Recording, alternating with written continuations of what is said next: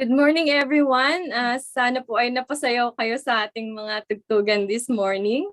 Our dear participants, it is my pleasure to welcome you here to our webinar entitled Digital Parenting. This webinar is to help parents and guardians keep children and families safe while using online platforms and applications. And this is organized by the Digital Learners Project of the Ilcdb, or the ICT Literacy and Competency Development Bureau of the Department of Information and Communications Technology, in partnership with Facebook Digital Tayo and AHA Behavioral Design. I am Elin Parado of the Digital Learners Project, and I will be the course officer for today's webinar. And we are now live on Facebook and YouTube. Greetings to those who are watching us. We encourage you all to use these platforms to interact with us during this webinar. Okay, so here are some reminders before we start. We highly encourage everyone to turn on your cameras for those in Zoom, but please stay on mute to avoid disrupting the speaker. Please rename your Zoom ID to your real full name so we can check the attendance. We also provided the attendance link in the chat box, so please fill it out. And to get a certificate of participation, you need to register for the webinar and fill out the evaluation form. And again, the links are provided in the chat box. And we expect everyone to observe proper decorum all throughout the webinar. Okay, now let's proceed for the opening remarks. I would like to call on Ms. Joanna De Leon of the Digital Learners Project. Let us all give her a clap or heart emoji. Thank you, Ms. Lee.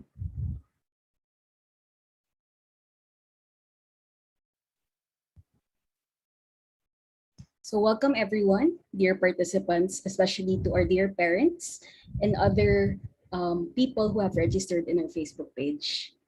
Thank you so much for giving us the opportunity to be here with us today, and also for providing us with the opportunity of your presence. So I hope that everyone is in good condition and in good health.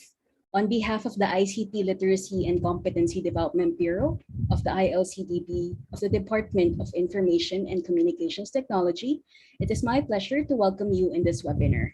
Thank you for taking time out of your busy schedule to be here today. As you know, this webinar is part of the objectives of the Digital Learners Project of the Ilcdb. And the purpose of this project is again to provide accessible ICT education, trainings for learners, teachers, non-teaching staff, and government employees, as well as nationwide. The main goal again is to provide training on cybersafe practices and cybersecurity awareness. So for this webinar, we hope that you will be able to learn about how to keep your private information safe online and privacy accounts for your own protection. We hope that you will learn to think critically online and of course, how to be responsible netizens in general. And I am sure that you will learn a lot with all the knowledge that will be shared with you today by our resource person. Again, on behalf of the Ilcdb, we hope that today is going to be another day full of learning for all of you. And good luck. Welcome again and have fun learning. Back to you, Ms. Aline. Thank you for your message, Ms. Joanna. All right, to give us an overview of the project and be able to understand the project better, let us all watch this video.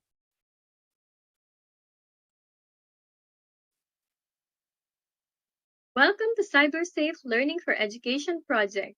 Before we go to our training session, we, the Cybersafe Learning for Education project team of the ICT Literacy and Competency Development Bureau of the Department of Information and Communications Technology, would like to give a short talk of our project. I am Elin Parado, Project Development Officer of the ICT Ilcdb. To start, the DICT is responsible for the planning, development, and promotion of the country's information and communications technology agenda, and it upholds its mandate to develop standards and mechanisms for the protection of children online. Within the DICT is the ICT Literacy and Competency Development Bureau, or ILCDB, that implements ICT literacy programs. With this, the Cybersafe Learning for Education project was developed to address the urgent need for online access in education while protecting the learners. As an overview, the project aims to promote a safe learning environment for learners in the cyber realm through the use of contents provided by DICT and their partners. The target audience are not just the learners, but includes the teachers and parents who will also receive training to help us reach our main goal, which is to protect users from harm while using the internet. These are the specific objectives of the project. First is to utilize and magnify the wider reach of the project for everyone. Next is to enhance the use of ICT for the improvement of cyber education. Third is to promote digital literacy by building the knowledge of learners, teachers, and education leaders. Next is to develop and promote the adoption of cybersafe learning practices. Next is to deliver cybersafe learning content to promote awareness on the issues. And finally, to ensure that ICT in schools is used mainly for education purposes. What we do in the project. There are two major activities being conducted in the project: the deployment of devices and the provision of online courses in cyber safety and hygiene. For the deployment, the DICT through the Ilcdb deploy devices, laptops, and tablets to different LGUs, public schools, government agencies, and other partner institutions. This is to provide means to continue with education, learning, government services, as well as knowledge and capacity building of the nation despite the new normal situation. Aside from gadget deployment, the project also offers ICT courses and related contents to device recipients, as well as other interested individuals to increase awareness on cyber threats, cybersecurity, and hygiene. This is using different platforms developed by partners of the ICT.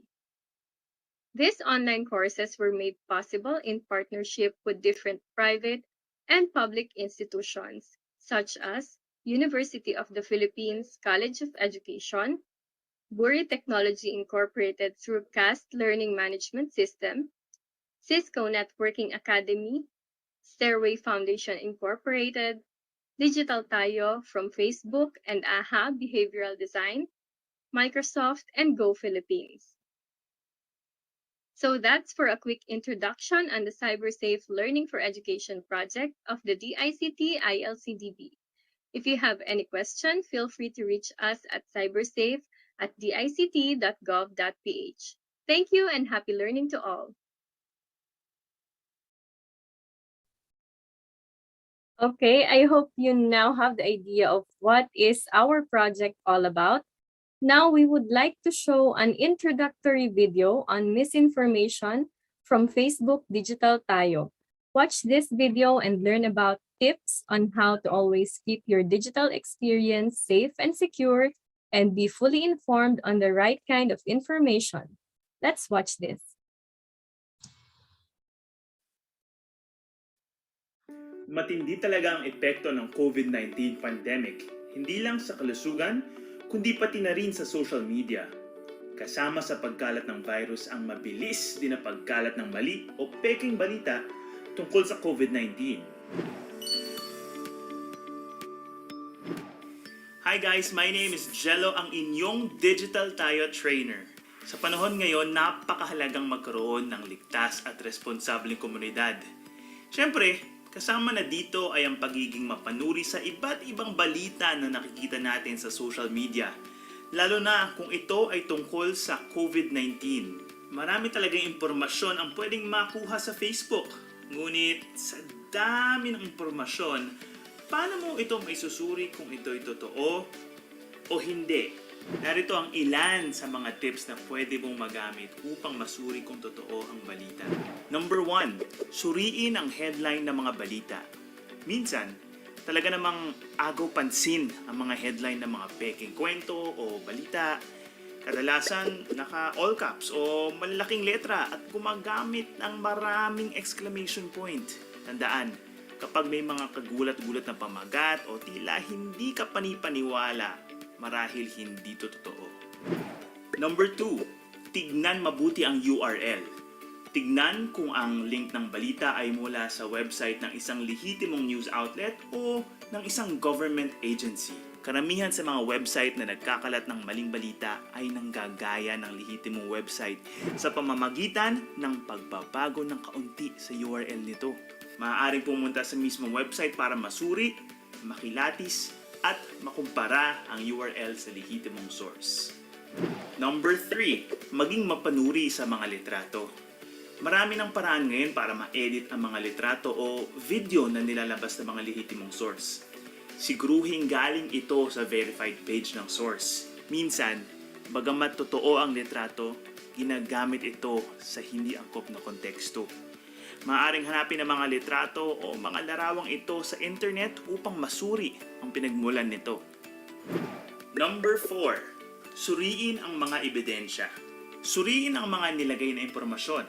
Alamin kung ito ba ay totoong ebidensya ng balita. Kung kulang ang katibayan o kaduda-duda ang pinanggagalingan ng laman ng sinulat o ang kredibilidad ng eksperto, maaaring ang binabasa mo ay hindi totoo. Number 5, tumingin pa ng ibang balita. Kung walang iba pang news outlet o government agency ang nag-uulat ng naturang kwento o balita, posibleng hindi ito totoo. Kapag ang isang kwento o balita ay inuulat ng maraming pinagkakatiwalaang pahayagan, mas malaki ang tsansa na totoo ito. Gaya ng pagsugpo sa COVID-19, makakatulong ka sa pagpapahinto ng pagkalat ng mga maling kwento o balita. Simple lang, iwasan ang pag-share ng mga hindi verified na impormasyon. Maging mapanuri sa mga binabasa at mag-share lamang ng kwento o balita na sigurado ang kredibilidad at katotohanan. Mahalaga rin na mai-report mo ang kahina-hinalang post o message para hindi na ito kumalat pa. Paano? I-click ang 3 dots button na makikita sa upper right ng post. Click Report Post. Piliin ang I think it shouldn't be on Facebook. At i-click ang It's a false news story. Para makita ang status ng iyong report, i-check ang iyong support inbox. May option din para i-block ang isang tao o isang page. Huwag batakot mag-report ng mali at peking impormasyon dahil hindi malalaman ang inyong identity. Lahat ng mga nai-report sa Facebook ay masinsinang inire-review at tinatanggal kapag lumabag ito sa community standards. Here's a quick summary of the tips. Number 1, suriin ang headline ng mga balita. Number 2, tignan mabuti ang URL. Number 3, maging mapanuri sa mga litrato. Number 4, suriin ang mga ebidensya o detalye sa balita. At number 5, tumingin pa ng ibang mga balita na sumusuporta dito. Gaya ng social distancing na ginagawa kontra sa COVID-19, umiwas din tayo sa mga misinformation at makiisa sa pagpapakalat ng authentic at lehitimong balita. Tayo ay miyembro ng iisang digital community. May tungkulin ang bawat isa. Kaya mo na bang matukoy kung ang post ay hindi totoo? Comment down below and share your thoughts. Abangan ang mga susunod na webinar at sabay-sabay tayong maging responsableng digital citizen sa panahon ngayon. Stay healthy and safe. Para sa karagdagang impormasyon tungkol sa digital literacy, maaaring pumunta sa www.digitaltayo.fb.com at sa Facebook COVID-19 Information Center.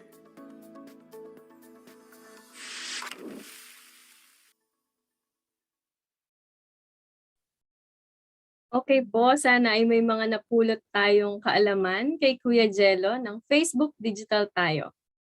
Now, without further ado, let me introduce our resource person for today. Ms. Gemma P. Soneja is a proud public high school teacher and has been teaching for more than 20 years. In 2017, she is a regional grantee of the Basic Education Research Fund in her MIL-related school-wide action research about cyberbullying.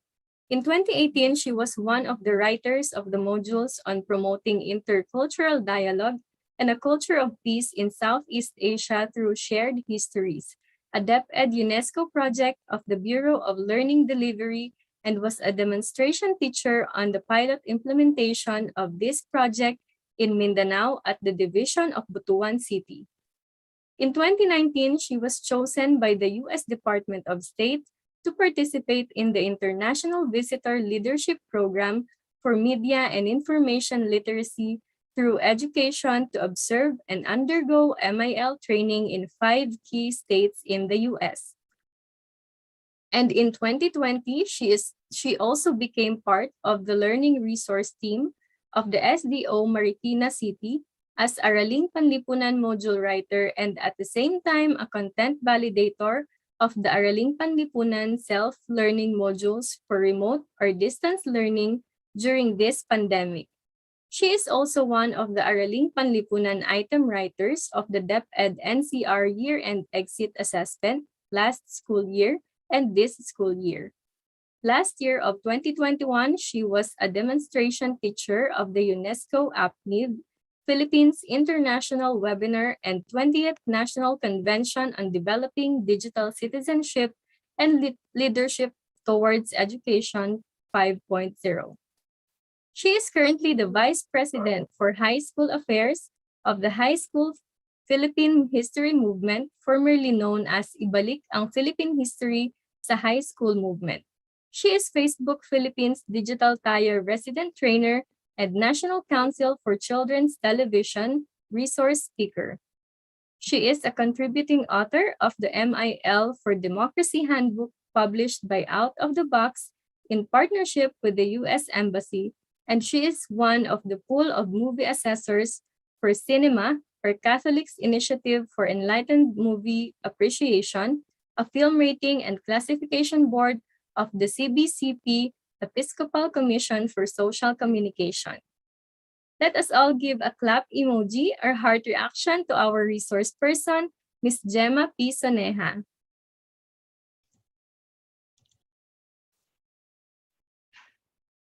Good morning po. Good morning sa lahat. Magandang umaga. Good morning. Welcome back, Ms. Gemma. Yeah, magandang umaga po, Miss Eileen. I'm glad to be back po palagi sa DICT. Okay, may I be allowed to share my screen po? Ayan, thank you.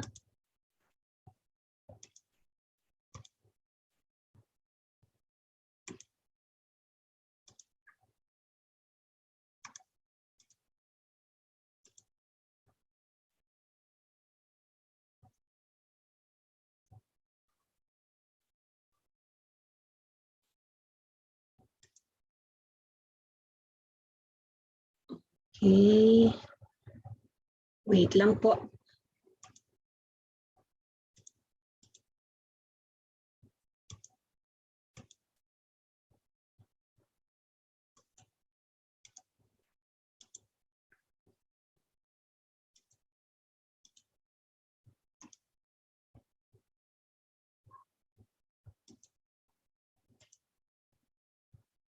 Okay. Ayan. Good morning, everyone.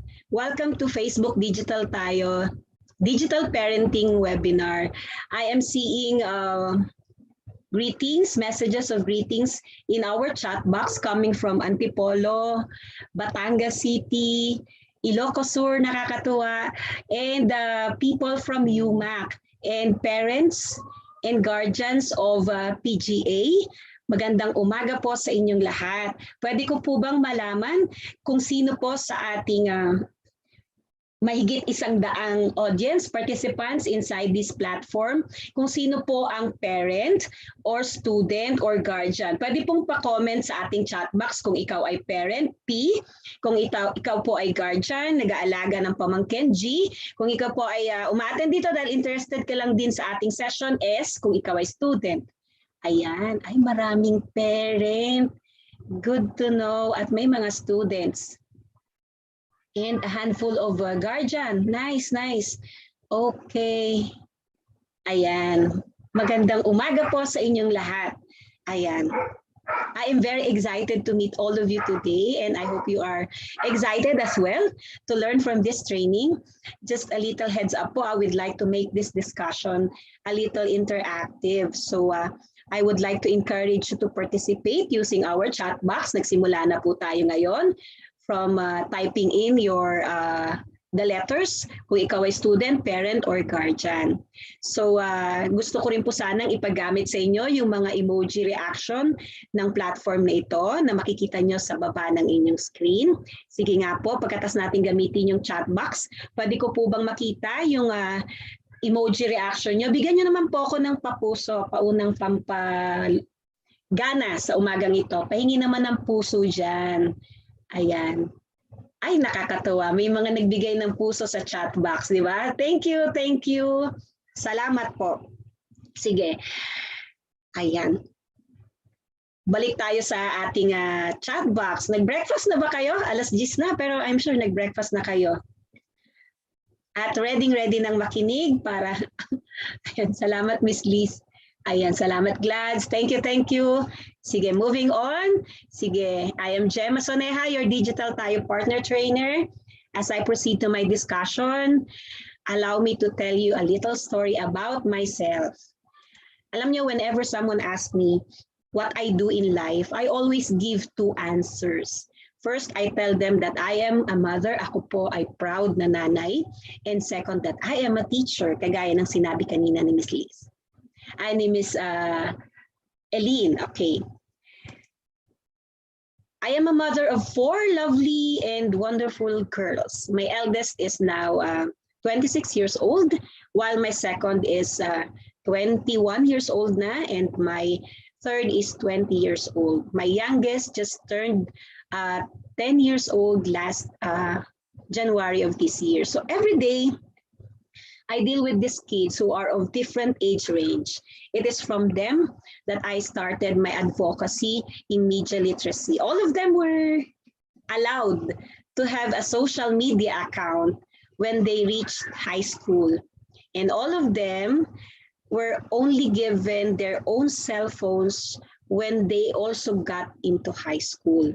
So the youngest doesn't have any of this yet. Wala pa po siyang social media account, wala rin siyang gadget, nanghihiram lang siya sa kanyang mga ate.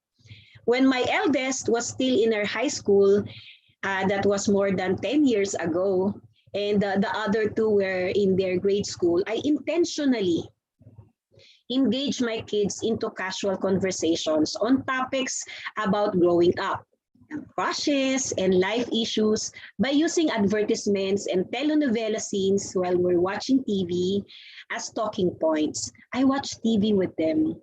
Pero ngayon, dahil social media, internet na ang na bagay na pinagkakaabalahan ng mga anak ko, and I'm sure ng mga bagets natin ngayon, I make yung mga trending topics as talking points naman sa kanila. Kung hindi yung mga eksena sa TV, yung mga trending o kaya yung mga nag-viral na issue sa internet ang aming pinag-uusapan.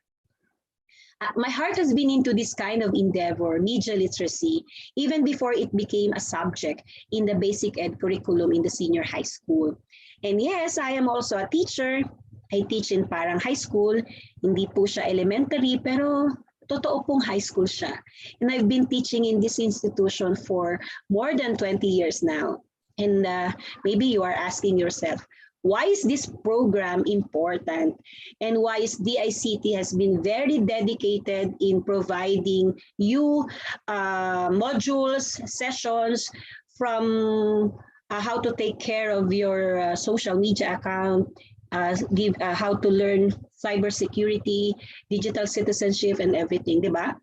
Because in our digital age today, in the age of Web 2.0, sabi nga nila, and with the pandemic that has struck us and limited our physical engagements, medyo ngayon, okay na kasi naka-alert level 1 tayo, pero ganun pa man, hindi kagaya ng dati, di ba? Virtual meetings such as this have become the new normal of our everyday huddles, and our social media accounts became our main channel of information and transaction. It has been our kids' daily companion even before COVID time. And it became all the more their world during this pandemic. And whether it be for their schoolwork or for their personal necessities, talagang dyan yung mundo na nila, di ba?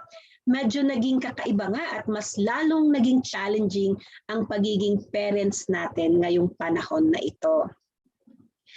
Ngayong nagkaroon ng pandemya, parang iba na yung mga kinakaharap ng ating mga anak, ng ating mga nakababatang kapatid, pamangkin, di ba? Ng ating mga bagets.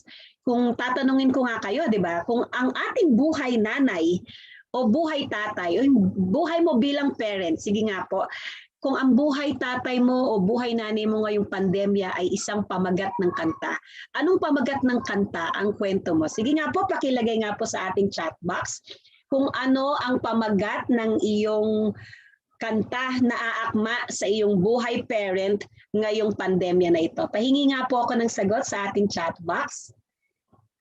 Ayan, tayo natin ng konti. Sige nga po. Yung mga nanonood po sa ating live, pwede po kayong sumali para ma-recognize ko rin po kayo. Naka-tune in din po ako sa live ninyo. At isa-shout out natin ang inyong pangalan.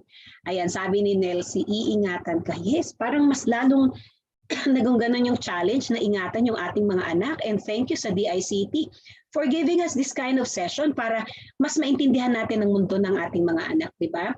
Sabi naman ni Marily, hulog ng langit. Ano kaya yung hulog ng langit? Yung ating mga anak, I'm sure, di ba? Pero yung kwento natin, yes, pwede nating yakapin yun, yung pagiging magulang. Hulog ng langit yun. Sabi ni Sean, mapa. La Arnie, wag mo nang itanong sa akin ng e-heads. Liz, miracle, yes. Teresa, stay. Sabi ni Nora, may bukas pa, yes. Parang ano yan, laging may pag-asa. Sabi rin ni Liz, bawal lumabas. Safe, sabi ni Jay. Okay, doon natin na i-relate yung buhay natin, di ba? Sabi naman ni Elsie, Hope, kapaligiran. Sabi ni Janice, marami tayong iba't ibang anggulo ng pagiging buhay parent o yung buhay magulang natin, kung paano natin pinakikitunguhan, ay naalagaan, tinitingnan yung pang-araw-araw na pag-aasikaso sa ating mga anak, kasabay ang mundo nila sa digital world na ito, di ba? At nakakatuwa. Maraming salamat po sa mga nagpa-participate. Kaya sakto itong session natin ngayon. Digital Tayo Training on Digital Parenting is a timely initiative for us to discuss about matters that our kids are growing up with, and maybe some of us, probably most of us, are not familiar with, lalo na kung galing ka sa Gen X. Ako galing akong Gen X. More so kung ikaw ay galing ng boomer generation, di ba? Iba yung mundo ng mga anak natin ngayon sa mundong kinalakihan natin. Kaya nga parang hindi na nga raw akma ngayon yung kasabihan na na pag pinagagalitan mo yung mga anak mo, sasabihin mo na dahan-dahan ka ng sinasabi mo, anak. Dahil yung mundo mo, alam pa yung sinasabi nila, papunta ka pa lang, pabalik na ako. Diba? Kaso yung dinaanan natin noon, at yung dinadaanan nila ngayon ay magkaiba yung journey, diba? Kaya parang ang sinasabi nga nila na pagpabalik mo, paano kayo magsasalubong sa magkaibang mundo na dinaanan ninyo. Kaya maganda itong session natin ngayon na ibinigay sa atin ng DICT para maunawaan natin yung digital world na ginagalawan ng ating mga anak. Kaya nga, sabi nga digital parenting, in fact, is a new terminology that did not exist decades before, especially sa panahon naming mga Gen X. Walang digital parenting noon, di ba? Kasi hindi naman ganun ka-boom ang mundo ng paggamit ng internet, lalo na nung 80s. Wala pa nun, TV pa lang talaga, di ba? Nung 90s, hindi pa masyado. Kaya, welcome po sa ating session na ngayon. At bigyan ko lang po kayo ng maiksing pagpapaliwanag. Ano po itong Digital Tayo modules? Digital Tayo envisions building a global community of responsible digital citizens. Kaya marami po kaming modules, hindi lang po ito. Ito ay para sa mga parents, guardians, at kahit hindi kayo parent. Ito ay para rin sa mga kapatid na nakababata, pamangkin, na pwede ninyong maituro sa kanila mula sa matututunan nyo sa module natin ngayon. and we're working in partnership with experts from around the region. We think digital provides resources, information, and workshops like this to build skills for a 21st century digital world. In particular, we have 3 key pillars to the program. So nakikita niyo po dyan, build awareness, educate, and thought leadership. Okay, build awareness through learning modules. We work together with experts across Asia Pacific to design these modules that foster responsible digital citizenship, empower people with the knowledge to think critically, and get the most out of the online world. In the Philippines, we have worked with AHA, a behavioral design agency, to ensure that this content that we are giving you is relevant for people in the Philippines. Ayan. We work with different partners from around the country, and that's why you're here.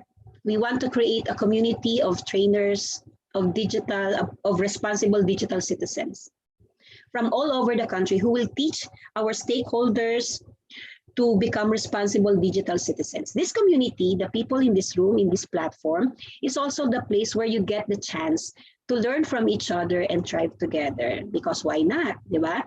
With this multi-sector partnership, we aim to target various sectors of the Philippines. Example, our youth, students, teachers like me, OFWs, parents like you, low-income families, urban poor, general public, and even the government employees. Because we admit we are not experts in each of these community. So we partner with people who are on the ground, who know how to best reach them and what's the best manner to approach digital literacy in a specific audience. Kaya magsisimula po tayo sa ganitong definition. Ano ba ang digital citizen? Sino ba ang tinatawag na digital citizen?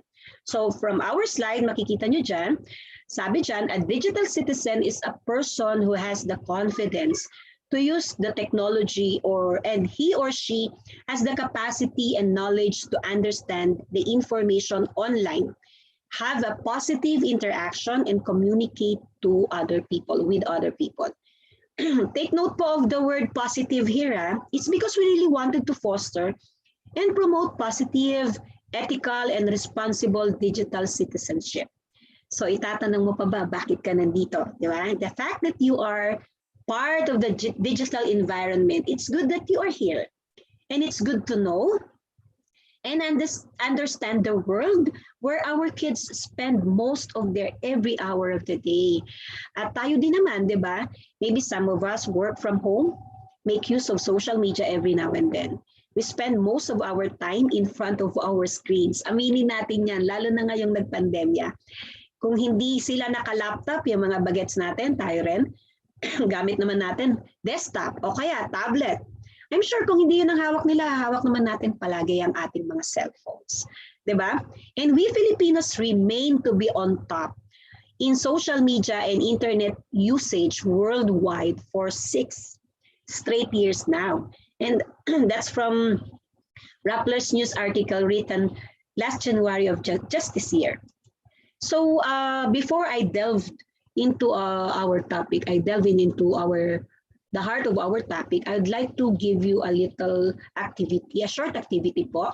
I will flash categories of personal information on screen. And sabi dyan kasi thumbs up o kaya sad emoji. Siguro sa ating chat box ay pwede na lang po na yes or no. Tatanungin ko lang naman po kayo kung ito po ay yung mga personal information na ipa-flash ko sa screen ay willing kayo na i-share sa inyong timeline o social media. Okay, sige. Let's start. Yes or no lang po Kung ready na po kayo at naintindihan po ang aking instruction, pwede po bang pa-type ng digital tayo sa ating chat box? Okay na po? Ayan, salamat Ma'am Miss Maria, Rowena, Miss Liz. Thank you. Ready na sila. Yes or no lang po ang isasagot sa ating chat box. Okay, let's go. Age. Okay lang ba sa iyong i-flash o i-post o ilagay sa iyong timeline ang iyong age? Sabi ni Rowena, no. Si Christine, yes. Diba? Okay, I'm getting different answers. Hindi mo makikita yung kung sino yung... Okay, ang daming no. Pero may mga yes, di ba? Sige. Nakakatuwa. May mga magkakaiba tayong sagot. Ayan. Salamat sa mga sumagot. Maraming yes eh. Marami rin ang no. Hindi kagaya sa ibang mga sessions namin, makikita mo yung majority ng mga sagot. So, iba-iba kayo ng pananaw. Kung kayo ay okay lang sa inyo na ilagay sa inyong timeline kung ano ang edad nyo na sa ngayon. Next, information. Home address. Nilalagay nyo ba kung saan kayo galing o baka complete address pa yan? O may mga no. At karamihan no in fairness. May isang yes, si Sean. Okay. Si Maria Teresa, yes din. Okay lang sa kanyang ilagay. Sige, I'm getting a lot of no answers. Meron na akong pangatlo kay Maribel. Thank you sa mga sumasagot. Thank you. Thank you for your answers. And last na po ito. Most embarrassing moment. Share nyo ba yun sa pinupost nyo sa timeline nyo? Yung mga embarrassing moments nyo? Ay, puro no. May yes Chris, ang bilis ng galawan natin. Yes ulit si Maribel. And a lot of no answers. And this time, no si Sean. Si Elsie, yes siya.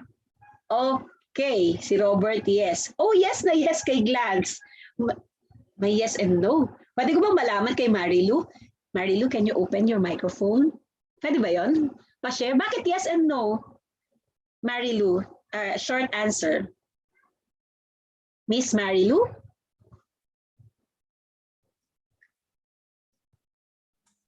Miss Marilu, are you there? Bakit po yes and no?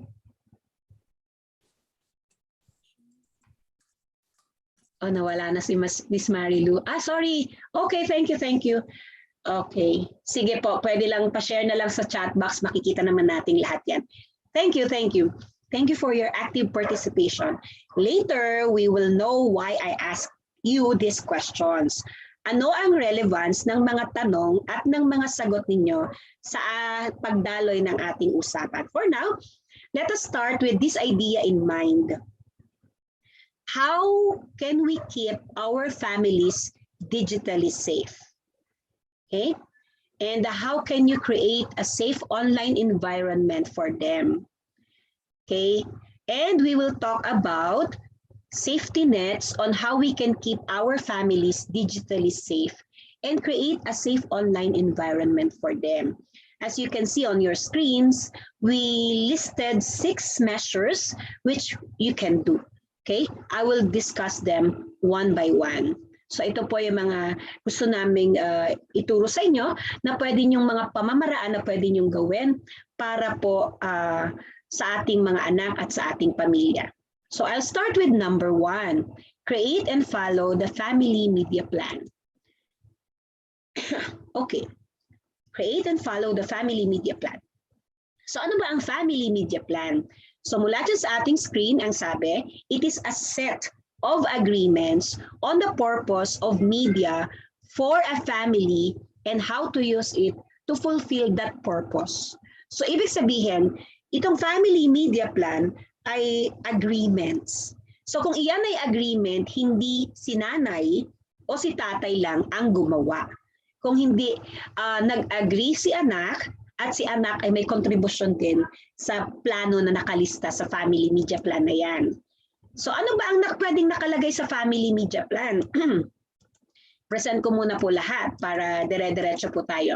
So makikita ninyo sa ating screen, pwedeng ang nakalagay sa family media plan ay yung mga media favorites nyo. Pwedeng si anak i-introduce kayo sa kanilang favorite apps, di ba? Or one thing you hope to learn about your kids' favorite apps. Ikaw yung interesado na nakikita mong madalas niyang ginagamit. Pag-usapan ninyo yan. Ano ba yung, or ikaw bilang nanay, nakikita mo naman kung ano yung palaging ginagamit ng anak mo. Pwedeng interesado ka doon and this time it's time for you to ask them, ano ba yung meron doon? It's also a commitment to try our kids' favorite apps. Hindi lang yung nagtanong ka, di ba? Try mo rin, di ba? And commitment to watch online shows together, binge watching, sabi nga nila. Okay. Ang family media plan ay naglalaman din ng managing screen time. Paano pwedeng mag-agree ang buong pamilya ng haba o iksi ng screen time. Safety agreements, discussion on consequences if the plan is not followed. Ano ang pwedeng gawin, pwedeng mangyari kapag hindi sumunod ang isa sa mga nag-agree na gagawin yon. And it's also a list of family social media values na dapat ay mabigyan natin ng focus in the end sa ating mga anak na ito yung huwag nilang kakalimutang i-practice. So I will discuss all of them one by one. Favorite apps. Sabi nga dyan, talking about favorite apps. Do you have any idea what apps your kids are using and enjoying? I'm sure you do.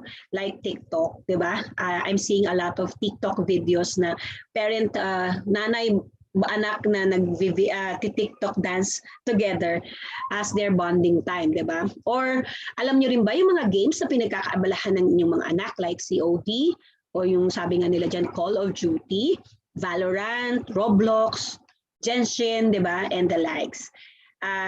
Naririnig nyo yan, I'm sure, sa inyong mga anak. And minsan ba tinatanong nyo sila, ano yan? Tinatry nyo rin ba? Di ba? Yung mga apps na to na paboritong gamitin ng inyong mga anak. It's good to learn these things from them too. Sabi nga dyan, you can learn your kids' favorite apps, movies, and TV shows. And install and try the apps they have on their phone. Dapat may mga parents na ganyan may mga TikTok accounts na rin sila kasi yun ang paborito ng kanilang anak. And you can also make time to watch their favorite shows together and encourage other family members to do the same. This is to see the features the apps have, to check if there are inappropriate ads or features na meron dun sa app na yon. Kids might cringe and consider it invasion of their privacy if they see their parents following them on TikTok, in Instagram, in Twitter. May mga ganun may kilala nga ako mga magnanay. Pare-pareho sila may mga Twitter account pero they do not follow each other. And may mga ganong agreements. Bakit hindi magpa-follow? Bakit hindi sila friends sa FB? Minsan, kailangan pag-usapan yun. Bakit hindi mo friend ang anak mo sa FB? Baka kasi sa kanila invasion of their privacy yon. But it's good to talk about it dito sa media plan, di ba? And it's good to learn these things from them too. Or be sorry in the end as parent, di ba? Pero syempre, ayaw naman natin na gano'n na magsisi tayo bandang huli. Kaya nga meron tayong ganitong mga sessions para mag-guide tayo paano natin sila pakikitunguhan. Punta tayo sa managing screen time. Binanggit ko rin to kanina. As one of the contents in your family media plan. How do you do that po in your own household? How do you manage your kids' screen time? Diba? There are studies that say that our screen time has something to do with our well-being. Sabi nga dyan sa screen natin, well-being is the experience of health, happiness, and prosperity. It includes having good mental health, high life satisfaction, a sense of meaning or purpose, and ability to manage stress. At sabi rin dyan, more screen time means less time for activities that are good for your health and well-being. It's closely tied to health, both physical and mental. At sabi, a screen time keeps us from doing physical activities like doing exercises or playing. Nung pandemya, medyo na-limit yun. Hindi ka pwedeng lumabas talaga para maglaro. Pero ngayon sana kahit paano meron na silang ganon. Yung mga anak natin, nakakapaglaro na ng paisa-isa. Marami na ako nakikitang kabataan na nagbabike, nakikijogging sa mga parents nila sa umaga o kaya sa hapon, di ba? Mga social activities like going out with families, relatives, and close friends. And what is a healthy screen time ba? Ideally, you don't want to go over 2 hours in a day, but most adults and even kids go over 7 hours a day. Meron pa nga mga joke minsan 24/7, di ba? Or almost 24 hours of the day ay naka-online. Experts recommend 4 hours as maximum time spent on screen for adults. Adults yun 4 hours of maximum time. And it should be even lesser for children. Even DepEd suggested ideal screen time for our students. Kung makikita nyo dyan, tingnan nyo.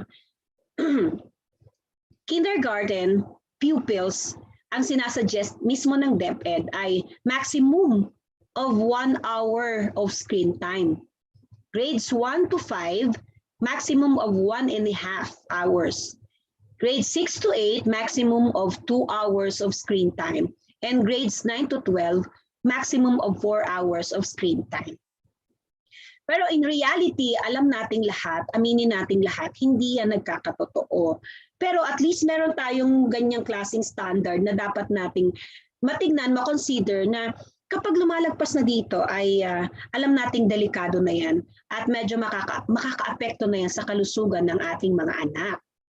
Sabi nga dyan, how does prolonged screen time affect you? So makikita na dyan, more screen time equals possible weight gain, vision issues, chronic neck and back pain, poor sleep, impaired cognitive function. Sabi, as little as 2 hours of TV a day can increase the risk of weight gain, diabetes, and heart disease in adults. Maraming studies about that eh. There are likely several factors to blame, of course, including sedentary lifestyle, less sleep, and generally bad eating habits when engrossed into a screen. Marami tayong alam ng kwento ng ganyan. Vision issues. Looking at a screen for extended periods of time can cause computer vision syndrome. Minsan nakita ko na yan sa bunso ko nung summer na alam nyo yun, na pinayagan na maglaro sa desktop kasi bakasyon. So merong mga time na hinahayaan na kasi wala namang schoolwork. Nakita ko talaga yan yung may time na kausap mo siya, ganyan ang mata niya. Yung panayang blink ng ganyan, medyo natakot ako doon eh kasi alam ko na screen time ang dahilan doon, di ba? Yung mga ganong computer vision syndrome. Mga strained, dry eyes, blurred vision, or minsan headache, galing din doon. Sa ating mga naka-work from home, nararamdaman natin to yung chronic neck and back pain na dahil sa poor posture when using screens combined with can cause chronic neck pain, shoulder, back pain. And ang nakakalungkot yung sobrang screen time, yung poor sleep. At maraming pag-aaral, studies link heavy computer and smartphone use to increased sleeping issues. Sabi nga kasi yung blue light from the digital device suppresses the sleep-promoting hormone melatonin, keeping us from having a restful sleep. Pagka sa kwarto, nag-lights out na, tapos phone na lang ang bukas. Kitang-kita mo yung yung LED nun, yung blue light nga na sinasabi nun. Hindi siya nakaka-encourage ng hormone ng ating katawan, sabi ng study to, para mag-induce ng sleep. Kaya lalo ding nagigising, lalo na kung nanonood dyan ng mga nagtitrigger ng emotion, di ba, ng reaction from your body. So, lalo kang hindi nakakatulog. Yung iba sinasabi nila, pampatulog ko to eh. Manonood muna ako para makatulog ako. Pero minsan kailangan i-consider natin yung sinasabi ng mga pag-aaral na yan. Impaired cognitive function. Mas nakakatakot yun, di ba? Yung may naiistorbo na o meron ng epekto sa pag-iisip. Cognitive imaging studies have found that spending too much screen time will lead less efficient information processing. Alam niyo, bago ng pandemya, ramdam naming mga teacher to eh. Yung lalo na pag panghapon, papasok sa iyo yung estudyante mo, alauna, 12:00 ng tanghali. Tapos ikaw yung wee hours, yung holy hour ng subject mo ay 1 to 2. Tapos syempre, public school ka, magpa-post si teacher ng Manila paper as her visual aid. Tapos yung mga estudyante mo, it's either inaantok, wala sa focus. Why? Galing yung utak nila sa computer shop na naglaro, nag-game, na fast ang pacing, tapos pagdating sa school, hindi na na-sustain yung ganong klaseng pacing ng kanilang mata, ng pag-iisip nila. Kaya hindi yung attention span, hindi na rin ganon katugma. Kaya may mga ganong talagang pag-aaral ng epekto ng mahabang screen time, hindi magandang epekto sa ating mga bagets. Kaya nakakalungkot kapag hindi yan nasupil at napabayaan yan, yung mga tinatawag na nating mga computer addiction, and sabi nga, you're likely to die earlier. Studies have indicated that spending significant time with screens, whether it's TV, computer, tablet lowers your cardiovascular health and increases your mortality risk. Siyempre, ayaw naman nating mangyari yon. Pero siyempre, paalala pa rin na ito ay pwedeng mangyari. At ang ating devices ay pwedeng mag-track ng screen time. You can track your family's screen time. Pwede nyo pong screenshot yung link na isinasuggest namin dyan. They can be techie using apps and browser extensions. So pwede nyo pong picturean yan. Or you can go old school by using a journal to track their typical day. Identify which tasks can be done off-screen. For example, gagawa kayo ng walang screen, di ba? Yung maglista sila ng magpunta kayong grocery, anong favorite nila o anong mga request nilang bibilhin o kaya sa kanila nyo ipalista. Paggawa ng mga diaries, sa kanilang mga diaries, journal na pwedeng hindi naman nakaharap sa screen. Okay? Schedule daily and weekly off-screen activities with your family or friends. If possible or if feasible, commit to increasing off-screen activities on a weekly basis. Marami yan eh. Pwedeng samahan nyo, patulungin nyo silang magluto, mag-prepare ng mga ingredients, magbasa, di ba? Or yung mga plantito-plantita, patulungin natin sila. Maraming pwedeng activities na pwedeng ituro sa ating mga anak para malayo sila off-screen. Oh, what happened?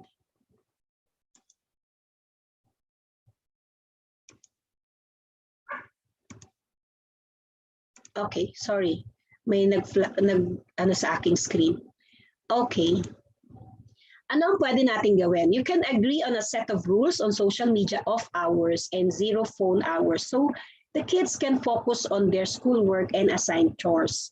And support other family members in guiding the kids to manage their time on social media and gadgets. Pag social media time off, during social media off times, you can have your device but you will be using it for other activities such as research, for your next subject, kung naka-online yung ating mga bagets, di ba? At gumagamit ng screen pero wala siya sa social media. Pwedeng mga ganun yun eh. Meron namang tinatawag tayong zero phone hours. Okay? Zero phone hours, on the other hand, are times during the day that you will not be using a device at all. Bibitawan mo yung phone mo. For example, everyone charges their device in the kitchen during mealtime. Ito yung time na mag-charge tayong lahat para habang kumakain, ito yung time naman para tayo mag-bonding, magkwentuhan, di ba? Encourage all members of the households to follow the family media plan. Sabi nga, walk the talk, so to speak. We cannot expect the kids to follow the plan while adults in the household don't. That's using double standards, sabi nga natin. And it's not a good example for our kids. Diba? May mga batang matatapang magtanong, bakit pag ako hindi pwede, pero pag si kuya, pwede? Bakit si papa, pwedeng manood ng TV, but ako hindi? Diba? Bakit si ate, pinayagan mong mag-computer? May mga ganon eh. So kung may mga ganong question, dapat maganda at maayos niyong naipoproseso sa mga anak. Yung mga ganyang nagtanong sila na alam nilang na-violate yung rules sa bahay na nakalagay sa inyong family media plan. So pwede rin yan sa ating device. You can view your time on Facebook. Pwede nyong, may mga device, may mga cellphones na nagre-remind sa atin weekly, di ba? Gaano tayo katagal na gumamit ng ating social media, ng ating phone, ng ating, gaano katagal tayo nag-online. So makikita nyo po dyan. Pwede nyo mag-view yan sa inyong account setting. Yung tatlong tuldok, yung hamburger, sabi nila, tatlong guhit dyan. Sa inyong menu tab, punta kayo sa settings and privacy and tap your time on Facebook and tap see time and slide to see activity log kung gaano kayo katagal gumamit ng Facebook for that day or for the week. You can explore on that later po after our session. Pwede nyo po yung screenshot. Pwede rin yung iset sa quiet mode para hindi istorbo na pasok ng pasok yung mga GC, yung mga notifications. Merong mga ganyang phone settings that also include do not disturb or flip to or even naka-airplane mode, which will temporarily pause notifications para hindi siya makaka-distract sa ating mga bagets, lalo na kapag alam nating kailangan nilang gumawa ng assignment sa oras na ito. Ayan. Yan po ay mga suggestion na pwede ninyong explore sa devices ng ating mga cellphones ng ating mga anak. So sa quiet mode ng cellphone, pwede niyo pong iset yan kung gaano katagal na hindi tutunog para sa mga notifications. Schedule quiet mode to give you more control, and also daily time reminder kapag meron silang mga kailangang tapusin na tasks, school tasks, or kahit na sa bahay mga binibilin ni nanay, ni ate na kailangan nilang matandaan. So meron po yan sa ating mga devices, sa ating settings ng ating Facebook. Okay, moving on, let me share to you also some of the ways how I manage screen time with my kids with a twist. Ganito, ayan. Ito nung bago pa ang pandemya yan, aalis ako, pupunta akong PRC, nag-declare ng no classes. So may time ako para mag-asikaso ng aking lisensya. So bago ako umalis, dahil wala silang pasok lahat, naglagay ako ng post ko sa pwesto ng bahay na kitang-kita ng lahat kahit saan sila pumunta. So meron ako nakalagay dyan. Bago sila gumamit ng computer, kailangan meron silang magawang isang household chores. Maglinis muna. Tapos alam nilang lahat yan na 2 oras lang pwedeng mag-computer. Nung time na yan, may desktop kami. So dahil mas convenient gamitin yan, para magpalitan sila tigda 2 oras lang. At nakalagay dyan in red ink, gamitin yung timer sa desktop, sa computer. At may hihirit dyan eh. Pagkatapos kong mag-computer, mama, ano pa ang pwede kong gawin? So meron pa akong suggestion, manood ng movie, pwede. Pero isa lang. Pagtapos manood ng movie, ano pa ang pwede kong gawin? Yung bunso ko, ganyan, magaling. I'm bored, mama, di ba? So pag sinabi niyang wala akong magawa, I'm bored, sasabihin ko sa'yo, magbasa ka. Di pa kayo tapos doon sa pinababasa ko. Every summer, every vacation after school year, maraming mga book sale. Fan kami ng Bad Wolf na book sale. Umu-order kami niyan nitong pandemya. Pero nung wala pang pandemya, dumadayo kami ng book sale at bibigyan ko talaga sila ng pera. Mamili kayo ng books na bibili ninyo. Tatapusin nyo yan sa 2 months na vacation nyo. May premyo kayo sa akin.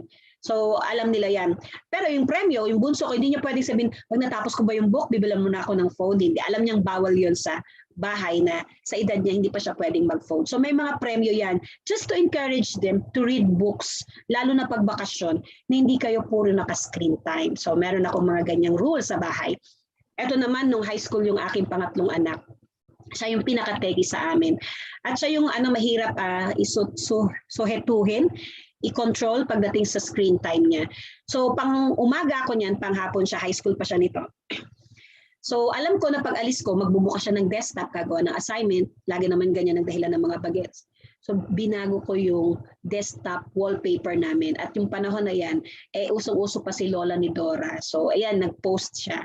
Siya mismo nagulat. When your mom tries to scare the shakes out of you with style, nagulat ako pagbukas ng computer. Hi sa desktop wallpaper ni mama. So ganyan. Alam niya na nakabantay, may paalala, pero hindi ka mukhang naninermon, hindi ka mukhang nakakainis pakinggan na paulit-ulit. Alam niyo yung mga batang yan, mga bagets natin, meron niyang selective hearing. Papakinggan lang nila kung ano yung gusto nilang pakinggan sa sinasabi mo. More so kapag naninermon ka na, hindi ka na pakikinggan. Kaya minsan kailangan gawa natin ng style, di ba? Punta tayo sa social media values. Pangatlo na po ito sa alaman, pwedeng ilaman ng ating family media plan. Ano bang ibig sabihin ng social media values? Sabi dyan, represent your philosophy on how you interact with people online. This can manifest in agreed upon ways of interacting with others online in order to promote safety. Okay, ano pwede natin gawin? You can talk to your kids about some tips they can follow when thinking of what to add, who to add as friends, what to post, and what to do if they see something that makes them feel uncomfortable. Pinag-uusapan yan dapat. dapat alam ng mga anak natin na nakikita mo yung post nila, kung friends kayo sa Facebook, di ba? Kung nakikita nyo yung kanilang mga tini-tweets, yung kanilang mga post sa Instagram, at alam nila na hindi sila pwedeng, it's a no-no in the family to post yung mga hate statement, nang babash ka, na nakikisaw-saw ka sa comment section, keyboard warrior ka, pwedeng pagsabihan, wag nating pagagalitan dahil alam nyo na yung mga bata. Minsan talaga kailangan timplahin, di ba? And as parents, talagang tayo yung, pag sinabi mong, ako pa ba yung mag-a-adjust? Yes, kasi tayo po yung parents. At tayo yung mas dapat na nakakaunawa. At dapat naiintindi, na ipapaunawa natin sa ating mga anak yung mga bagay na dapat ay inilalagay nila sa kanilang social media na tungkol sa kanilang sarili at sa pakikisalamuhan nila sa kanilang mga online friends. And practice what-if scenarios for keeping them safe and secure online. Kanina sinabi ko sa inyo sa unang part ng introduction ko na I make telenovela scenes, advertisements as talking points. Nung nauso ang social media, I make yung mga viral issues, mga trending issues as talking points to my girls. Ginagamit ko yan as talking points. Halimbawa, meron among them na ang kwento niya, nag-post siya na yung phone niya, hiniram ng classmate niya, senior high school na sila nito babae ito. Tapos, yung mga kaklase, yung kaklaseng ng hiram na makikilag in sa cellphone ni babae, pinakialaman niya yung messenger ng may-ari ng phone. Tapos pinuntahan niya yung usapan ng may-ari ng phone sa kanyang boyfriend. At in-screenshot niya yung mga masyadong personal na usapan nila doon sa messenger niya. At ikinalat sa ibang mga kaklase. So, syempre, pakikialam. Ginawa nila yan ng action, pero ipinost ni babae yung ginawa ng mga kaklase niya para mag-raise ng concern na may mga ganitong, may ill will na pinahiram mo na pero ganito ang ginawa. So, nag-react ako doon. Sabi ko, alam nyo, kawawa naman si dapat kasi ganito yung niya. Sabi ko ng ganyan. Nung sinabi niya, uy, ano tong nangyari kay Mama, nakita mo na yan. O, di ko kwento nila. Tapos yung reaction ko bibigay ko. Alam mo, sabi ng mga girls ko, Mama, parang ang pangit naman ng comment mo. Sabi ko, bakit? Sabi niya, yung comment mo parang victim shaming yan Dapat tiningnan mo rin muna kung ano yung dalawang side ng story bago mo sisihin si na kasalanan niya yon, bakit kasi siya nagpahiram ng phone. Sabi ko, sorry kung victim shaming ba yung dating ng sinasabi ko. Alam niya, ganyan, sa ganyang paraan kami nagpoproseso na may kalayaan silang magsabi na, Mama, parang mali yung sinabi mo, di ba?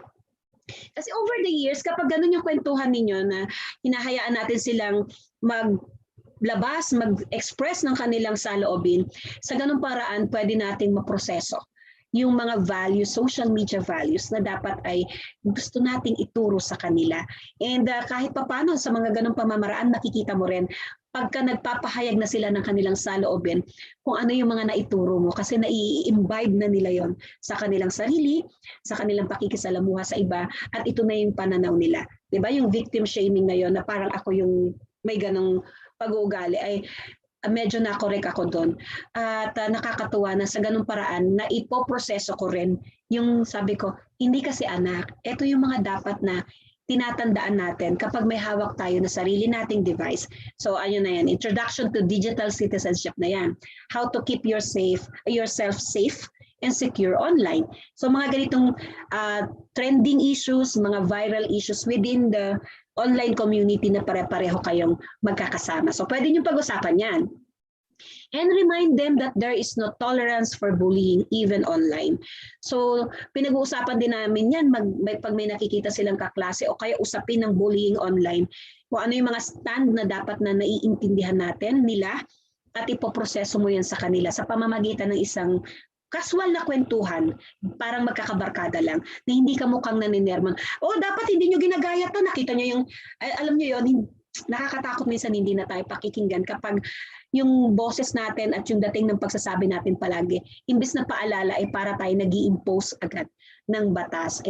Medyo na yan, nagsasara na sila ng telon para kapakinggan. At titimplahin natin yan kung paano natin yan pwedeng ituro sa ating mga anak. You can talk to your kids about some tips they can follow when thinking of what to add or who to add as friends, di ba? Kailangan ba kapag may common friend kayo pero hindi mo personal na kilala, i-add mo o i-accept mo yung friend request. May mga ganon at ipaproseso mo yon. Ano ang danger nun? Okay? Punta tayo doon sa creating strong passwords. Kahit hindi sa ating mga adults, kahit hindi sa mga kids, dapat naiintindihan natin yan na ano ang importansya ng paggawa ng strong password sa dami ng accounts na sina-sign up natin, di ba? Ng mga apps na yan. Isipin natin palagi kung paano pwedeng mahulaan ng ibang tao ang gamit mong password. Tignan mo kung madalas kang mag-post ng alaga mong pusa at yung pangalan ng alaga mong aso, baka yun pang ginawa mong password at pwedeng hulaan yun ng mga hacker. Baka ginagamit mo yung password. At yung mga madaling hulaan na kagaya nito sa ating example, I'm sure wala nang gumagamit ng ganitong password kasi natututo na tayo sa maraming kwento na nakikita at nababasa natin, napapanood natin sa balita, di ba? At ayan, laging sinasabi naman sa atin kapag nagsa-sign up ka ng mga apps, di ba? Your password, a strong password should have a combination of small and big letters.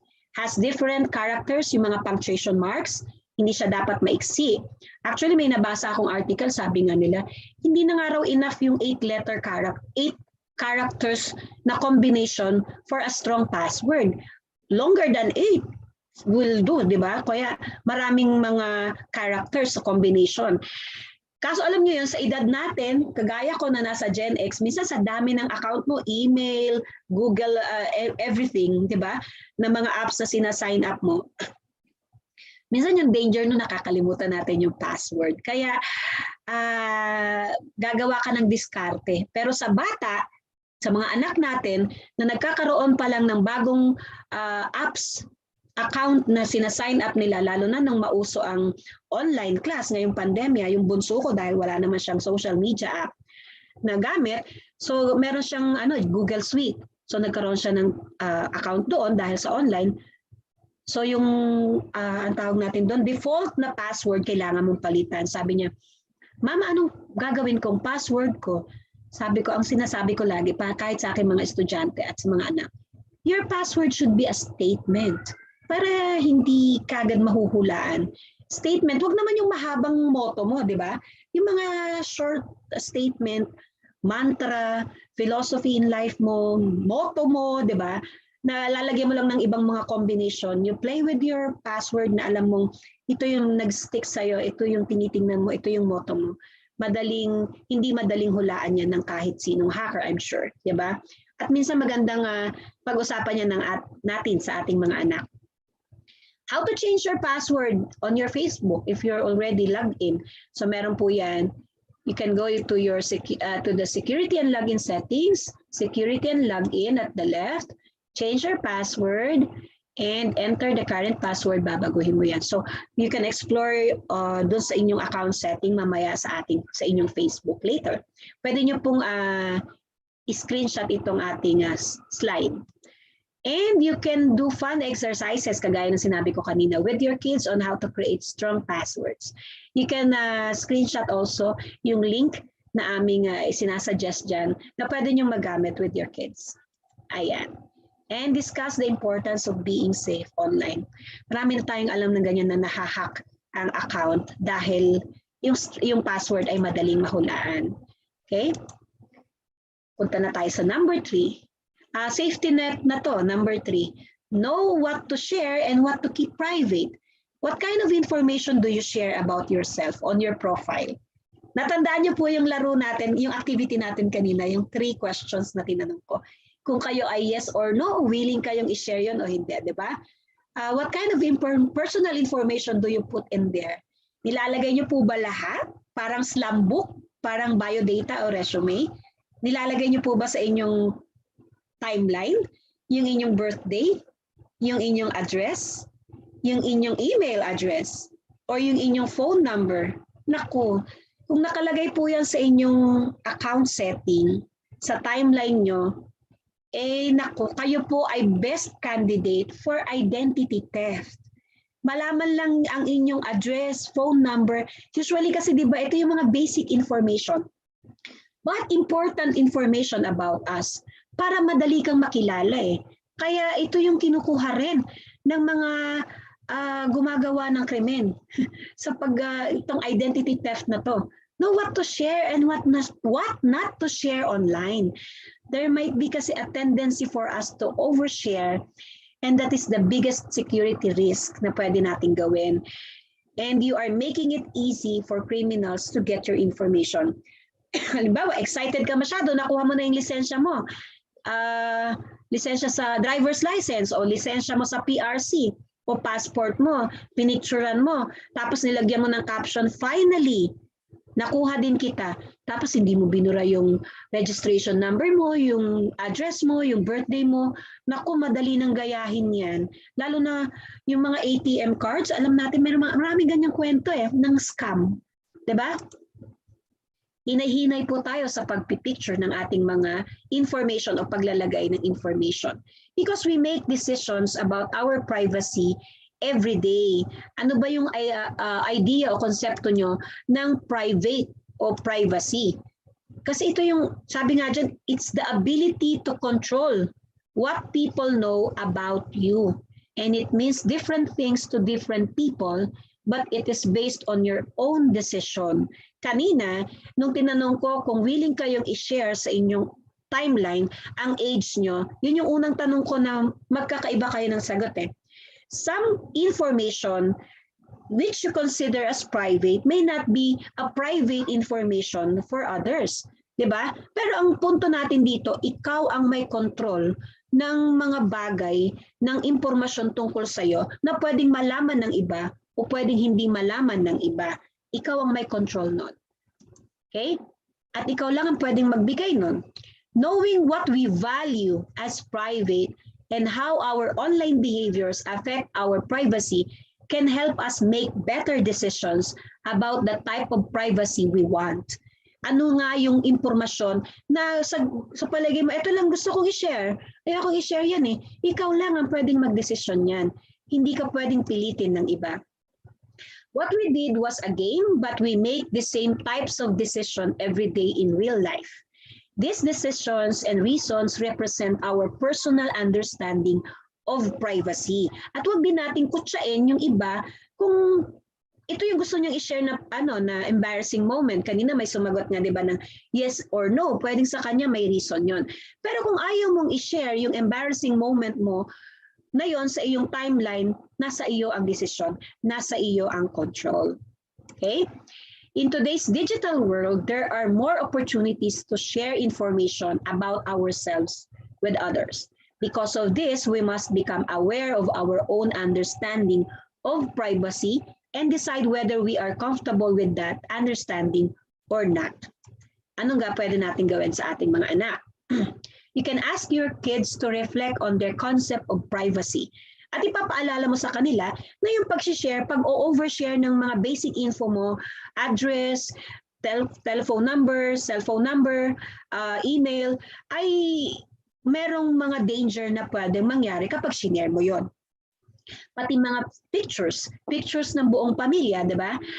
Pictures mo, o kaya mga pictures mo na may mga halimbawa, okay lang ba sa'yo na i-share mo yung picture mo na lalo na ngayon, summer, bathing suit ka, naka-two-piece ka, naka-swimsuit ka, nasa sa'yo yun eh. At pwede nating i-discuss sa mga anak natin. And help them select which platforms to use, what kind of posts to make, and what their ideal privacy settings should be like. Pag nag-post ka, may mga set-up sa ating timeline na pwedeng ang nakakakita lang ay yung nasa listahan ng friends mo. Iba yung naka-public na kahit hindi mo friends ay pwedeng makita ng iba at ma-access ng iba. Meron po tayong ganyan sa ating settings. Who to share that post, sino ang nakakakita, sino ang pwedeng audience. Pwede nga minsan only me lang eh, di ba? Meron akong kaibigan ganyan. Bakit only me mo lang sinishare, pinopost? Sabi niya, wala, gusto ko magbawas ng picture ko sa phone ko. Lalagay ko sa social media ko, pero ako lang nakakakita. Baka maumay sila. May mga ganon. O kaya may iba na nag-vent out ng galit, naka-only me. Pero although sabi ko, may danger din yun, di ba? Para ilagay mo sa social media mo yung mga negative thoughts mo. Pero pwede mong i-customize kung sino ang pwedeng makakita at maka-access ng posts mo sa iyong sariling timeline. At kapag gumagamit ka na ng social media, nasa internet ka, ituro rin natin sa ating mga anak yung pang-apat na pwedeng laman ng ating family, ng security, pang-apat na tong safety net pala. Be mindful of your online presence. Anong ibig sabihin ng be mindful of your online presence? Ano ba yung online presence? The public information that is available about you online comes from many sources. You can control some of these, like the content that you share, yung photos, videos, text-based posts on your social media profiles. You can ask your kids to reflect on how posts written about others, whether public figures, celebrities, family, or friends, can make them feel and affect their reputation. Lalo na kung kumo-comment sila sa mga shared posts, sa mga Facebook pages, lalo na kapag may mga trending issues, lalo na nitong nakakatapos na election, medyo political talaga ang laman ng ating social media, dapat na i-remind natin yung ating mga anak kung ano yung mga dapat i-share nila at sinasalihan nila ng talakayan sa comment section. And go through some posts on their timeline and see what types of content they can directly control versus those that they cannot. Kaya ang sinasabi ko sa inyo, nasa settings yan ng ating account na pwede nating i-customize kung sino lang ang pwedeng makakita, sino ang pwedeng maka-access, pati comment. Pwede mong i-limit ang kung sino yung pwedeng mag-comment sa post mo. Pwedeng friends and family mo yun, nako-customize po yan. And you can explore on that later sa inyong Facebook account pagkatapos po ng session natin. I'm down to number 5 sa ating 6 safety nets. Practice healthy online habits. Habits. Ano yung mga, pero healthy online habits na yan. They represent the best ways to act when faced with a scenario about online privacy and reputation. Pag-usapan natin kanina yung privacy, yung reputation, how you make your online presence in the internet, in your social media accounts. So meron po kaming inihanda ritong activity. Magpa-flash po ako ng isang scenario. Actually, dalawa po yan, pero for the interest of time, baka po itong unang scenario lang itatanong ko sa inyo. Okay? I will flash scenarios that students can encounter or our kids can encounter about online privacy and reputation. Please comment your answer to the questions in our chat box. Okay? Bibigyan ko po kayo ng isang sitwasyon. Okay. Magkaibigang May and Migs. Best friends sila. One day, they had a big fight. Afterwards, May shared a post about not being able to trust some people and tagged Migs. Later that night, Migs calls her and they forgive each other. However, May's post is still online. So yun po yung scenario. Ito po ang aking tanong. What could happen? Sa palagay nyo nang mangyayari sa kanilang dalawa, kay May at kay Migs?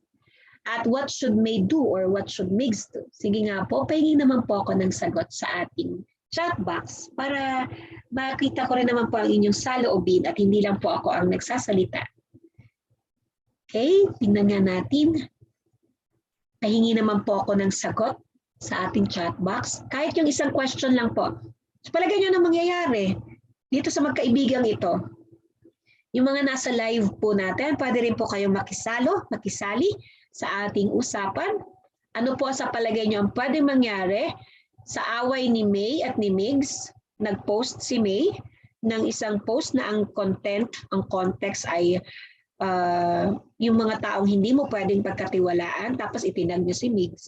Kinagabihan, nagbati naman sila. Sabi ni Joselito, they will still be friends. Very positive, no? Sabi ni Rowena, magkakaroon na ng trust issue. Sabi naman nila Arnie, May should post a retract post. Yeah. Pwedeng i-correct niya yung, hindi niya tatanggalin, pero pwede niyang i-correct yung sarili niya. Tama ako, Larnie, no? And sabi naman ni Liz, yes, relationship will be ruined. Pwedeng nagbati na sila nung gabi, away na naman sila kasi hindi niya pa tinitake down tapos makikita ni Migs, di ba? Sabi naman ni Edita, ang dating samahan na maganda ay di na maibabalik at may kasabihan na the damage has been done. Yeah, nakakalungkot yung mga ganun, di ba? Na may mga friendship na tuluyang nasisira dahil, sabi nga natin, may resibo. Nakita, di ba? Kahit siguro tinake down yun ni May, pero na halimbawa, merong nakisawsaw na ibang kaibigan ni May o ni Migs, na may post si May na ganito na nakatag si Migs. Pinaalam niya kay Migs. Nagbati sila nung gabi. Pwedeng away na naman ulit, di ba? Magkakaroon, kumbaga lalong lumawak na dugtungan yung misunderstanding, sabi nga ni Liz. At nakakalungkot, di ba? What could happen? Someone could see the posts and report May. Ito pa, pwedeng another scenario to for bullying or represent her and Meg's relationship and feelings toward each other. Megs might see the post and might get mad at May again, kagaya na sinabi natin kanina. What should May do? Sabi nga, it's probably a good idea for May to remove her post. Sabi ni Marilu, it will create wildfire between two friends. Social media was used as a wrong platform to vent his emotion. Tama. Lagi kong sinasabi yan sa mga estudyante ko. Wag magpo-post kapag galit. Hindi iyon ang tamang venue to vent out your negative feelings. Sabi naman ni Nora, maraming magko-comment, yes. Pwede nyo sa post ni ni May, may mga makikisawsaw. Kahit hindi nila alam yung whole story, kaya dapat if may problem, talk to the person first. Huwag sa social media. Good point. Sabi naman ni Jay, if there's issues between them, it should be talked personally instead of posting it in social media. Yan yung dapat na maituro natin sa ating mga estudyante, di ba? At sabi nila, Arnie, think 1 million times before posting. Totoo yan. Kasi imbis na naayos natin yung problema, hindi naayos. Kasi lalo na kung hindi natanggal, hindi na-retract, hindi na, kumbaga lalong nadugtungan, nagkaroon ng anak ng panibagong issue. At yun na nga, kung pwede ngang wag munang i-post o wag nang i-post kung ito ay may kinalaman sa pangit na pakiramdam o makakasira ng ibang tao. Personal issues is best resolved personally. Ganda nun, Joselito. Thank you. Good point. Diba? Lalaktawan natin yung kay Jim para makapunta na tayo sa iba pang laman ng ating discussion. Want to know more about healthy online habits? Ayan, may nilagay po kami dyang link na pwede ninyong i-screenshot o kaya i-explore sa inyong account mamaya po. At the top right-hand corner ng ating Facebook account ay meron pong privacy shortcuts, yung sinasabi ko kanina. At pwede ninyong i-review yon, i-customize for few important privacy settings na pwedeng iyon ang gusto nyong set up ng inyong account kapag may pinopost kayo, kapag tinatag kayo, o kung sino pwedeng mag-comment ng mga post nyo. Ayan. Click next and check the following settings. Ayan. Tandaan din po natin, ang Facebook ay merong community standards. It's like a code of conduct or a student handbook. This is an outline of what is and what is not allowed on Facebook. These policies are inclusive of different views and beliefs, those of people and communities that might otherwise be overlooked and marginalized. So merong community standards na kapag nag-violate ay pwedeng i-notify ka ni Facebook, di ba? Or pwede nating i-report kay Facebook. Kanina diniscuss to sa video ni Kuya Jello, kung ano yung pwede nating gawin. And ito ay isa sa mga powerful buttons ng ating social media account kapag nakakakita tayo ng hindi magandang content, bullying, hate statements, di ba?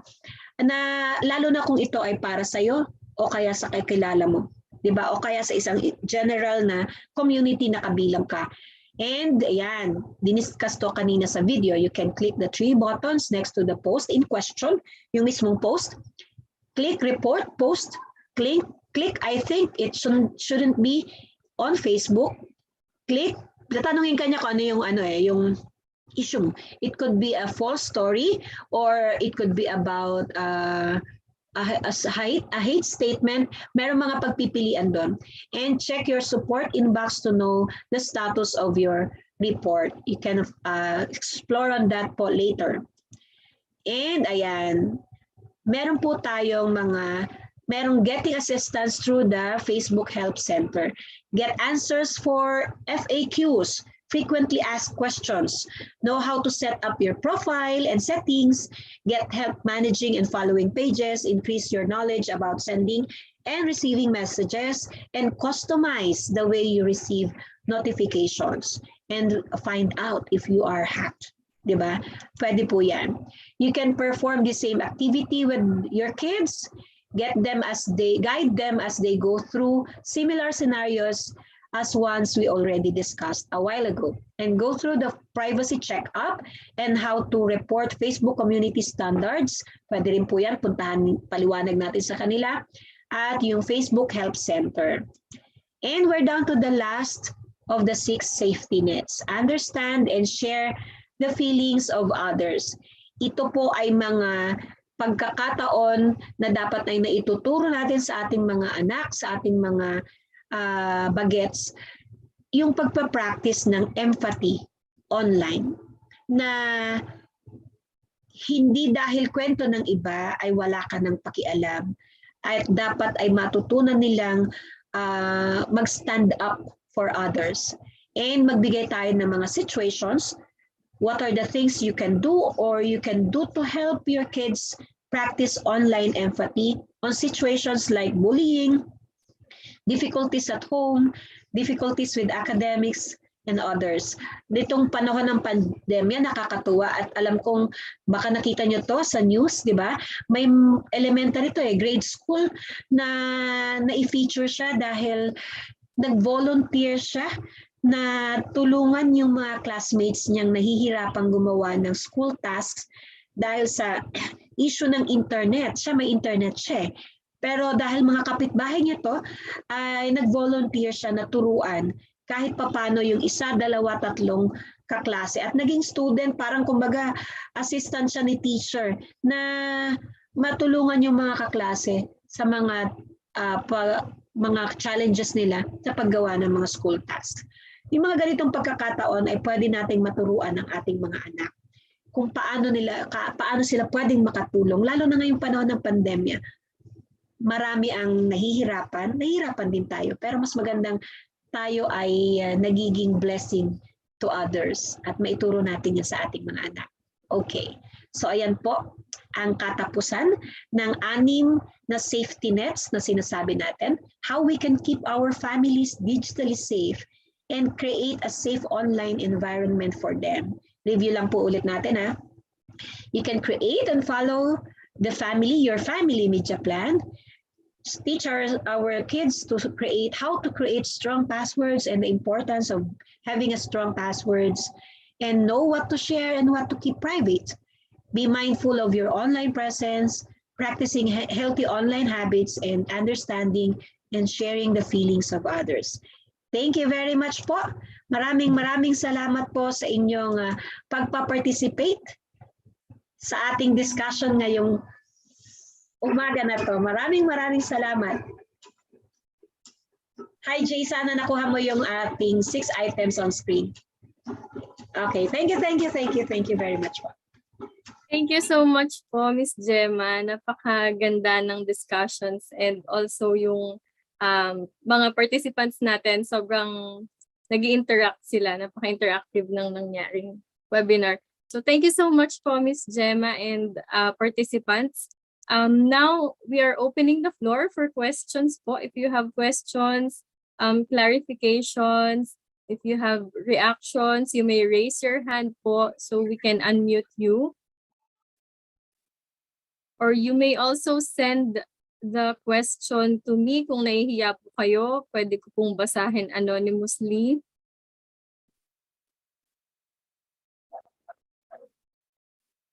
Ayan. So thank you so much daw, Ma'am Gemma. Napaka-informative ng inyong discussion.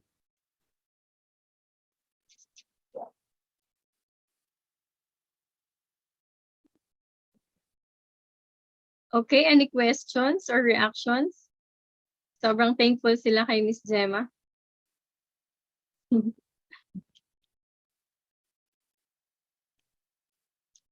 All right, if there are no more questions,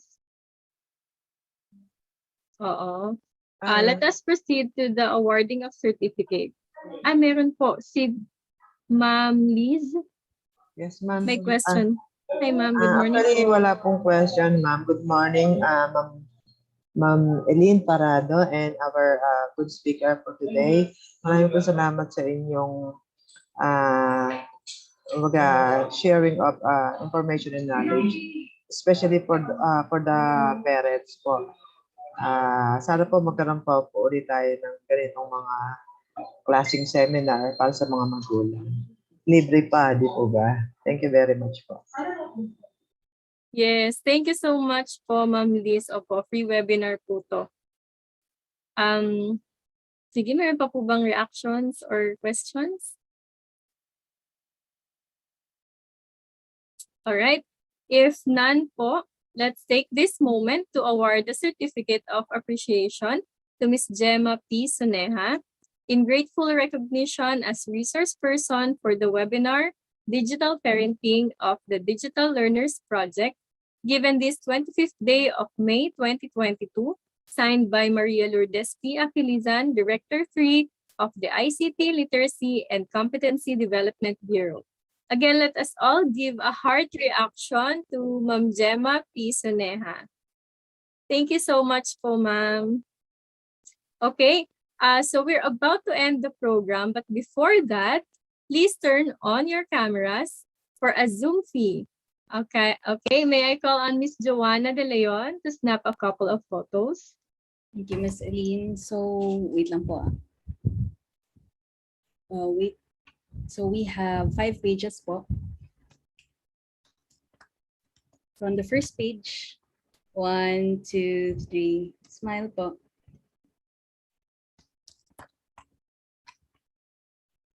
Second page na po ako. 1, 2, 3, smile.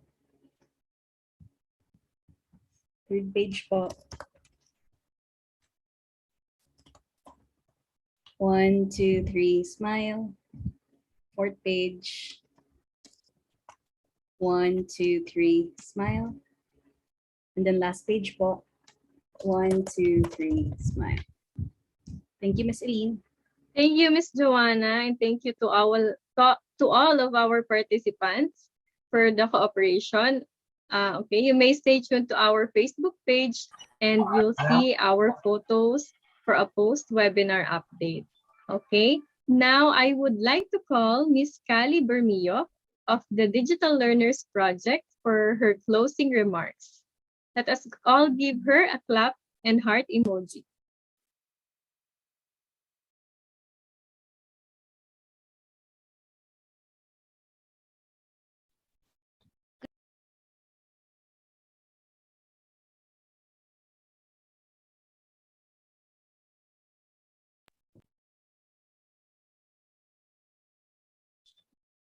Hi.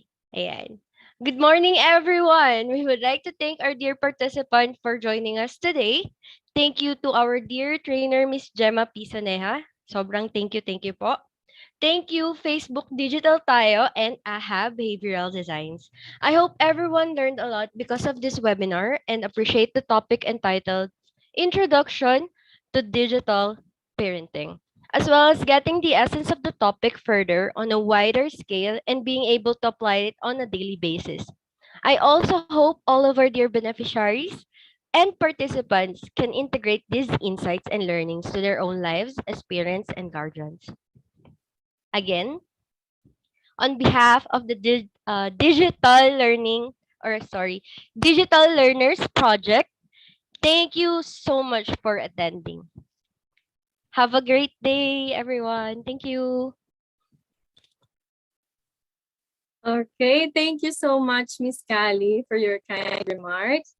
Now, let me give you some reminders before we end today's program. Only participants who have successfully registered and passed the evaluation form can obtain a certificate of participation. And the closing time po for the evaluation form is on May 26. That will be tomorrow at 12 noon. Okay? So we hope everyone has gained new things from our resource person today. Again, on behalf of the Digital Learners Project of the ICT Literacy and Competency Development Bureau of the Department of Information and Communications Technology, we thank everyone who has attended this webinar. This is Elin Parado, now signing off. Have a great day, everyone, and see you at our next webinars.